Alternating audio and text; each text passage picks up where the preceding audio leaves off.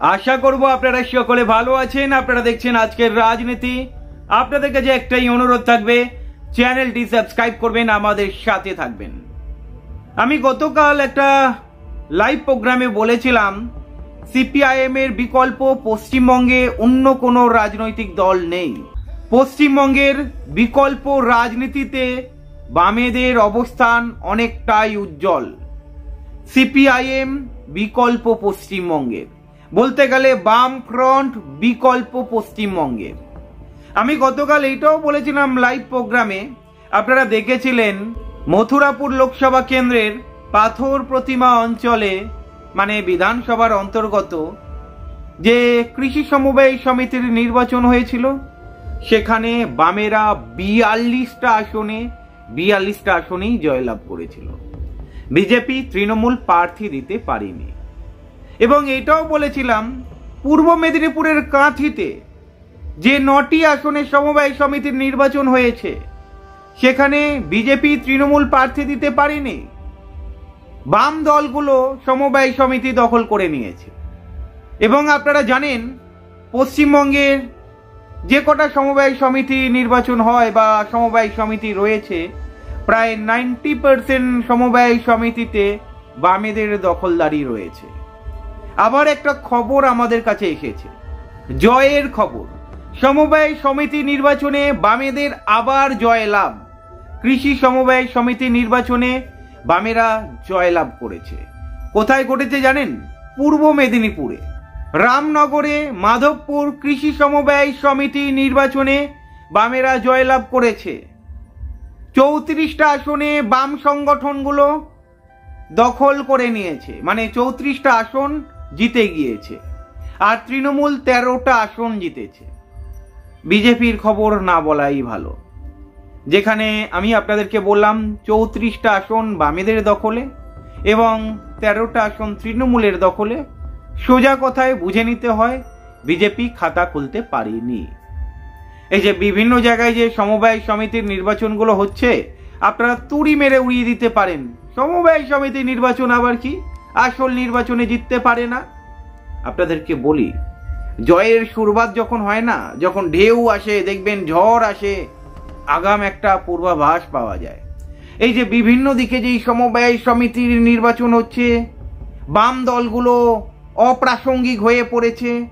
অপ্রাসঙ্গিকের মাঝেই যখন দেখতে পারি বামেদের জয় হচ্ছে, এটাকে একটা পূর্বাভাস বলা যেতে পারে বন্ধুরা।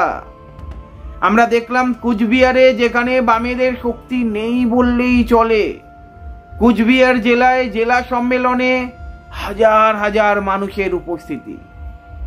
আমরা দেখেছিলাম লোকসভাতে, আমরা দেখেছিলাম এই উপনির্বাচন বিধানসভার হলো সিতাই কেন্দ্রে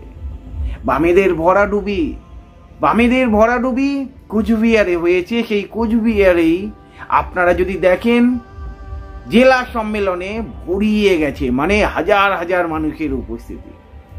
সেই ছবি আপনারা দেখেছেন, আমার ইউটিউবের কমিউনিটিতে যাবেন, পোস্ট করেছি, দেখে নেবেন। অনেক পোস্টই ওখানে করি। আপনারা দেখেছেন এই জেলাতেই, মানে কোচবিহার জেলাতেই ডিওয়াইএফআই বাড়ি বাড়ি গিয়ে কিভাবে সদস্য সংগ্রহ করছে, সদস্য পদ সংগ্রহ করছে। বাড়ি বাড়ি গিয়ে সমস্ত মানুষকে জিজ্ঞাসা করছে, আপনারা আবাস যোজনার ঘর ঠিকঠাক পাচ্ছেন? কতদিন হলো 100 দিনের টাকা বন্ধ হয়ে গিয়েছে, লাস্ট কবে পেয়েছেন? আপনার কি নাম ছিল? আরো কত প্রশ্ন। মানুষের পাশে থাকার দাবি তুলছে। ডিওয়াইএফআই গিয়ে বলছে আপনারা ভয় পাবেন না, আমাদের দুর্বলতা ছিল আমরা আপনাদের কাছে পৌঁছাতে পারিনি, এবারে আমরা আপনাদের পাশে থাকতে চাই, আপনারা আমাদের পাশে দাঁড়ান। ওখানকার মানুষ বলছে বাবা তোমরাই ভালো ছিলে, বামেরাই ভালো ছিল। ভাবুন, শুধু কোচবিহারের মানুষ নয়, সমস্ত পশ্চিমবঙ্গের মানুষ একই কথা বলছে, বামেরাই ভালো ছিল। এই কথাটা আমি একবার দুবার নয়, 1000 বার শুনেছি। বাম নেতারা বলে আমাদের হারানো হয়েছে চক্রান্ত করে। তৃণমূলের চক্রান্ত ছিল যে কোনো প্রকারে বামেদের আটকাও, বিজেপিকে খোলা ছুট দাও। যেখানে যেখানে নির্বাচন হয়েছে বামেদের আটকানো হয়েছে, বিজেপিকে আটকানো হয়নি। আপনারা জানেন সুজন চক্রবর্তী, মোহাম্মদ সেলিম থেকে অনেকেই একই কথা বলেছে। আজকের গ্রাম জেগে উঠছে। আমরা আরজি কর ইস্যুতে কি দেখলাম? আমরা আরজি কর ইস্যুতে দেখলাম মীনাক্ষী মুখার্জি যদি গাড়িটা না ধরতো, এত বড় আন্দোলন দেশব্যাপী নয়, দেশের বাইরেও পৌঁছে গিয়েছে, তৃণমূল সরকারের মাথা ব্যথার কারণ হয়ে উঠেছে, যার ফলে কথায় কথায় বামেদের নাম ছাড়া দুটো দল চলতে পারে না। এটা আমি বলছি না, সিপিআইএম নেতারা বলছে। আপনারা এমনিতেও লক্ষ্য করেছেন, দেখবেন যেখানেই শুভেন্দু অধিকারী বলুন বা বিজেপির অন্য নেতারা বলুন বা তৃণমূলের নেতারা বলুন, বিশেষ করে কুণাল ঘোষ, বামেদের নাম না নিলে রাতের ঘুম হয় না, হতে পারে ডিনারও করতে পারে না, লাঞ্চও করতে পারে না। এখান থেকে কি করে বলবেন বলুন তো? যেখানে স্বয়ং মমতা ব্যানার্জি বলছেন বামেরা লস্ট কেস, দূরবীন দিয়ে খুঁজতে হবে, সেখানে বামেদের নাম কেন নিচ্ছে? আমরা দেখেছি অনেকের সঙ্গে দেখা হলে এখন ইদানিংকালে জয় শ্রীরাম বলছে, রাম রাম বলছে, হরে কৃষ্ণ বলছে, রাধে রাধে বলছে। সেখানে দেখবেন এই তৃণমূল বা বিজেপি যখনই মিডিয়ার সামনে আসছে, বামের কথা শোনা যাচ্ছে। এই বাম করেছে, ওই বাম করেছে, 34 বছরে এইটা করেছে, সেটা করেছে, মানে বামেদের ভূত পেছন ছাড়ছে না। যাই হোক, এই যে বিভিন্ন জায়গায় যে এই সমবায় সমিতি নির্বাচনগুলো হচ্ছে, আমি জানি না আপনারা কিভাবে নিচ্ছেন, তবে এটুকু বলবো যথেষ্ট তাৎপর্যপূর্ণ। তন্ময় ভট্টাচার্যকে আবার দেখুন ডিওয়াইএফআই যে সম্মেলন হতে চলেছে, রাজ্য সম্মেলন মুর্শিদাবাদে জুলাই মাসে, উপদেষ্টা বানানো হয়েছে।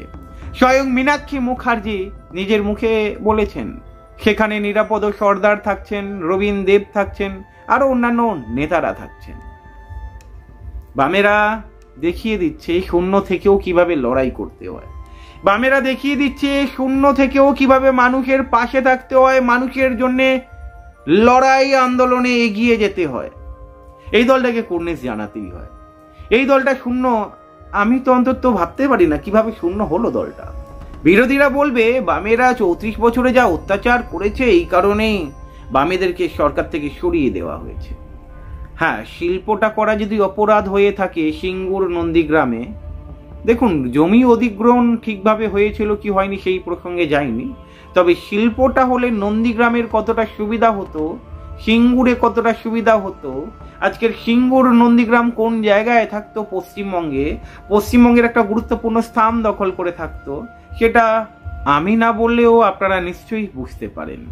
যাই হোক, আজকের হয়নি, তাই তো 34 বছরে কি করেছে বামেরা। তাই বাংলার মানুষ দেখবেন সবসময় একটা কথা বলে, এখন বাম জামানাই ভালো ছিল, বাম জামানাই ভালো ছিল। বাম জামানাই ভালো ছিল কে বলছে? বাংলার মানুষ। আর সমবায় সমিতি নির্বাচনগুলো সবকটা দেখবেন 90% জায়গায় বামেরা জয়লাভ করছে। কিসের ইঙ্গিত পাচ্ছেন? আপনারা বলবেন লোকসভাতে খাতা খুলতে পারে না, বিধানসভাতে খাতা খুলতে পারে না, বামেদের দুর্বলতা। বামেরা ওই বুথ আটকাতে পারে না, বাড়ি বাড়ি গিয়ে তৃণমূলের গুন্ডা বাহিনী বন্দুক দেখিয়ে ভয় দেখিয়ে আসে, ভোট দিতে হবে ঠিক জায়গায়, সিপিআইএম কে দিলেই ফাঁদে পড়বি তোরা, হোয়াট এভার শুনেছি এমন কথা। তারা ভয় পেয়ে যায়, গ্রামের মানুষ অনেক কিছু বোঝে না।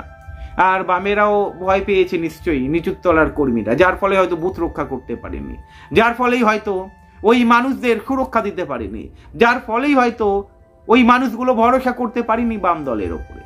সুযোগ রয়েছে, যদি বুথ লেভেল সংগঠন শক্তিশালী করতে পারে, মানুষের পাশে দাঁড়ায়, তৃণমূলের চোখে চোখ রেখে বুথ সামলাতে পারে, তাহলে কিন্তু এবারে খেলাটা ঘুরে যেতে পারে। আপনারা কি মনে করেন? কমেন্ট করে জানাবেন। ভালো থাকবেন, সঙ্গে থাকবেন।